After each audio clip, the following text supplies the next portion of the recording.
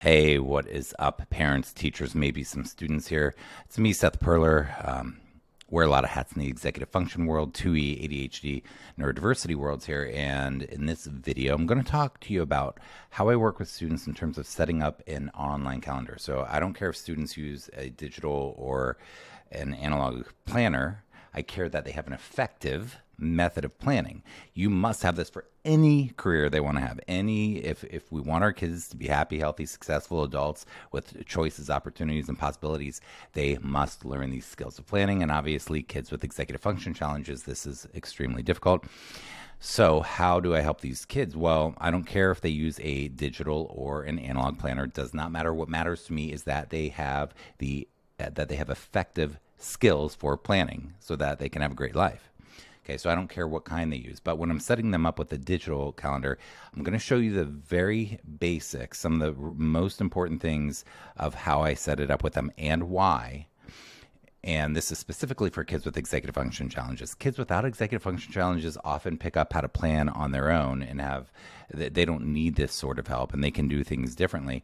But this is what works best with most of the kids that I work with. So I'm going to show you that. And I'm also going to show you a little bit about a nuance that I make with calendars with college students and some high school students because they're at a different place in life. So let's get started. First of all, when we start with Google Calendar or any digital calendar that we're starting with, I like to default them to the month view. Now, I have some examples of some things here I'll talk about in a minute. But let's look at the week view real quick here. Here's the week view. That's fine. That's fine for especially kids who are fairly organized. But for kids with executive function challenges, it's really hard for them to see what's going on in time. So I like them to use this type of monthly calendar. Well, what's the problem with the monthly calendar? You can't see the details. So I will now on a weekly calendar, you can see a lot more details. But and on a daily one, you have plenty of room for details, but not on the monthly. So I have workarounds for that I'll briefly explain in this video. But the first thing I want to talk about is the categories. So when you go into Google Calendar, this very first category that you have here is labeled as your name. Okay, so what I want them to do, I want them to go into the settings and change the name to school or something bright. Now, it's great to make these things stand out. For example, you can add in an emoji if you wanted. Let's say you wanted a real positive color for school and you wanted it to be green. I do make the color, I change these colors on purpose though for how things look out. I'll talk about that in a moment too. Either way, I like for them to change their name to school. The reason I do that is because this is the main calendar associated with their account. So this is the one that shows up first and it just makes everything easier. Next, I put wellness. I wanted wellness to be second, but these are alphabetized. So I put the number 1 before wellness. So you can go into a calendar and you can do things. For example, when you change the name of it, I might change the name to have an exclamation point instead of the number 1. And when we go back here, you will see that that exclamation point is there for wellness, the wellness calendar, but it still puts that alphabetically before the family fun, guitar, and so on and so forth. So what I do is I set them up with a calendar called school. We then create a calendar called wellness or health or something that has to do with health and wellness and appointments and stuff like that. Anything. This could include workouts. It could include sports if they wanted it to include that. It could include dentist appointments, doctor's appointments, any eyeglass appointments, anything that has to do with health and wellness goes here in wellness. That is a separate calendar from school. I like to get that separate. Then family, and this is a great one to do a shared calendar with your child so that things are automatically added to their calendar and you don't even have to tell them. You don't have to have the conversation. And that's where you want to get to. You want them looking at their planner.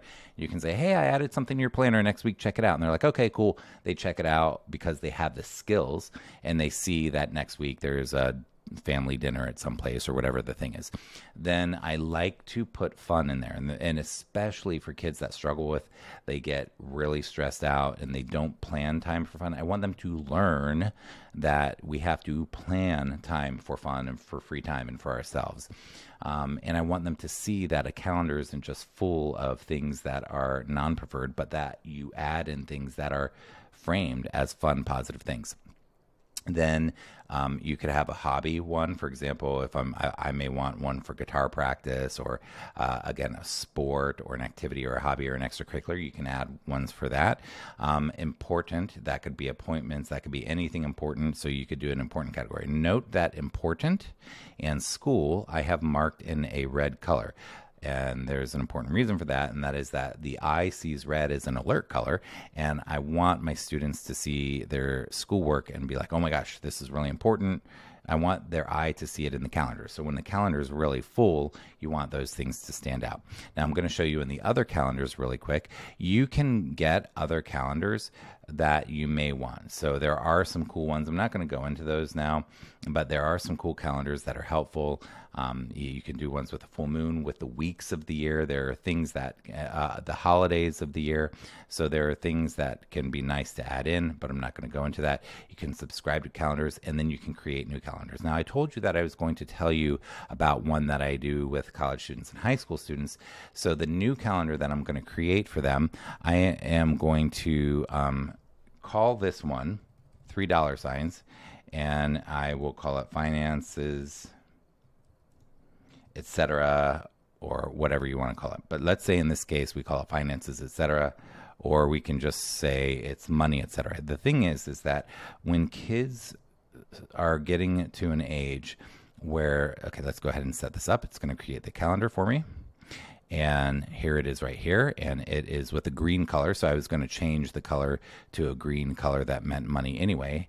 And so the thing is that when kids start getting more responsible and they start becoming young adults, they have to start learning how to take care of finances and due dates and legal things and not get late fees. And kids with executive function challenges spend probably tens of thousands of dollars over their lives in wasting money on late fees. I know myself from having these struggles my whole life, including today. It's just that I have ways to manage it nowadays, and I don't deal with that stuff today. But we can really waste a lot of money. So let's say that on the 16th of the month, for example, their phone bill is due, and let's say that their phone bill is $88 a month. And they can put notes in this and so on and so forth. But I'm going to go to school. I'm going to change this to the money one. I'm going to leave this as the green. And I want this thing to repeat. So I'm going to click on this, and I'm going to have it repeat. And I'm going to have it repeat monthly on the third Saturday, or you can even get more detailed than that. But then that will show that every single month on the third Saturday, or the 16th of the month, or whatever it is, that bill is due. So that's just one example of how they can use the finance one. That's really important for those, kids that are starting to get a job, get paychecks. They can put in when they get paid, when they deposited their check, things like this. Let's say that they have not paid their bill yet. They can change the color of it to red, and then once they've paid that bill, then they can put it back to the default color. So there are things they can do with that. Now I'm going to talk about these items here and what I do with that, with the colors as well. So let's say that I teach something called a Sunday night overhaul. So where they prep for the upcoming week and overhaul all their executive function systems. But let's say that it's Sunday and they did this already. What's cool is that if you right click on this, you can change the color, indicating that you've done something. So let's say that on 13th that a math page 34 is due, and I enter that, and notice that's red. That red is very annoying, right? But after the student turns it in, they can change it to that color, noting that they turned it in. I always tell students it's not done until it's turned in, because I don't want them changing the color of this to green until it's done. Now, if it's done but not turned in, maybe they turn it to yellow or orange. They can do a system like that, and then green once it's turned in.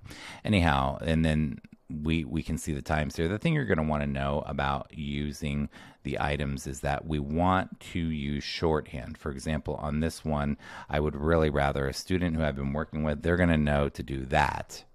M, because when they have a lot of details in the planner, of course you can put details in the description here, but in this part here, there's not much room. Now I'm going to show you something really really useful as well. Here where it says focus time, so maybe on Sundays at 1 p.m. they have focus time where they do their homework and study for the upcoming week, right?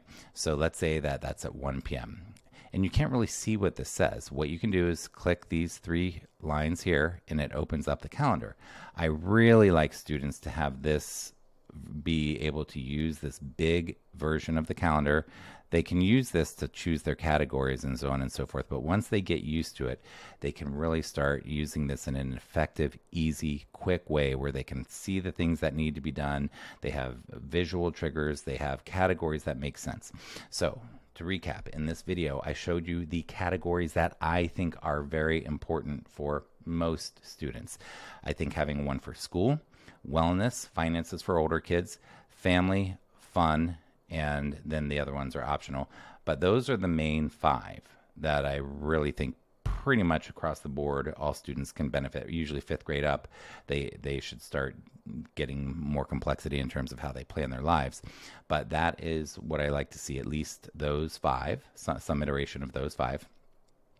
And I showed you in this video also how to do some color coding. I showed you how to do some shorthand and how to use the month view. So that's pretty much the gist of it. If you like what I'm doing, my name is Seth Perler at sethperler.com.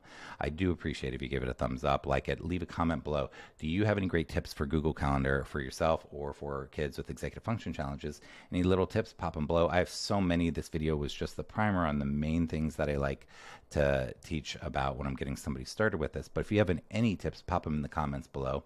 And if you like what I'm doing, please share my work. That's how people find out about me so that we can help more kids. SethPerler.com or my summit, ExecutiveFunctionSummit.com. And I'm all over the internet and podcasts and all the things. But thank you. Have a fantastic day. I want to wish you peace in your heart. I want to wish you joy. Most of all, I want to wish you connection with the people you care about, particularly the kids in your life. Take care. Have a fantastic day. Bye-bye.